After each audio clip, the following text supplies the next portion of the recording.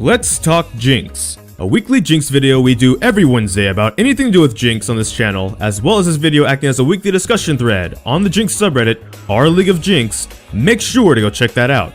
And for today's video, I wanted to do something a little bit spicy. I want to talk about Double Infinity Edge on Jinx, because I did talk about Double Infinity Edge on Jhin. That is a thing right now. I also mentioned check out August, check out I Keep It Taco, and even the Jhin subreddit at this point. They'll probably have more information than I do, but I started looking at like the math, the science behind why it works on Jhin. And of course, as someone that likes to experiment on Jinx, I'm like, hey, of all the things I have experimented on Jinx, this isn't actually the most wild thing to think about, even though I know the answer off the bat is no, this is not probably a good thing to do on Jinx, unless the old rune system existed.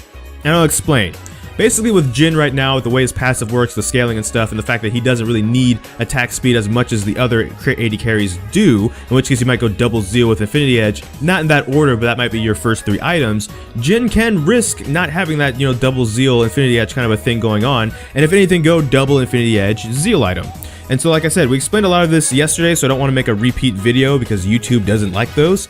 So I will say, the thing with Jinx, if you were going to do this, you probably would only get to do this if you were really far ahead. And the reason why it might work is because you're still building a lot of crit. You're still going to have the attack speed in your minigun, the attack speed boots, and of course the runes, the stat runes, they have the attack speed in there, and you're probably still building a Zeal item and basically still building regular Jinx. The difference is, if you were building this right away and rushing it, you would have a lot more damage. Your crit chance wouldn't be as high as with a Zeal, of course, and maybe you build a Zeal while completing the second Infinity Edge, of course, and that would give you a little bit more attack speed, but you would have a lot more damage behind your crits, and as such, when you were critting, it would be for a lot, and even your regular auto attacks would just have a lot of damage, and Jinx's rockets have 10% bonus AD in them as well.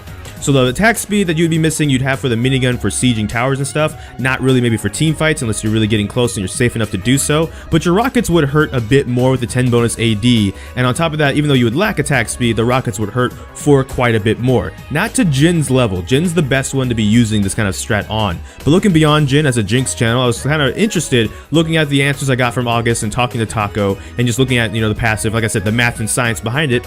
Jinx could do this if she was already snowballing. If you were ahead and want to just put your foot to the pedal and just kind of crush the game, it is something that's viable. You would still have to build that Zeal item, unlike Jhin, who has a bit more flexibility. He can kind of just build whatever after the 2 if he's carrying and stuff like that. With Jinx, you still want to go standard afterwards, but it's not actually that wild. It's like building a Bloodthirster in terms of the damage. Instead of the lifesteal, you'd be building more crit chance and, critical strike. So that being said, that's what I want to talk about today. I want to talk about, double Infinity Edge Jinx. Most likely it doesn't work, but if you were snowballing, is it something that could work based off your experience?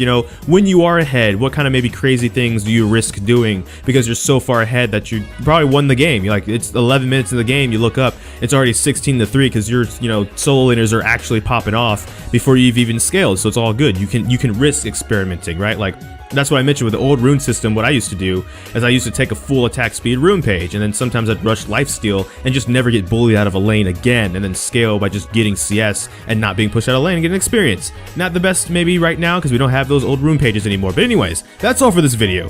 Thank you so much for watching this video. Make sure to like, comment, and subscribe. Hit that bell notification, the actual subscribe button. But I don't know which video will be next because life can have a lot of kinks. So until this time, take care.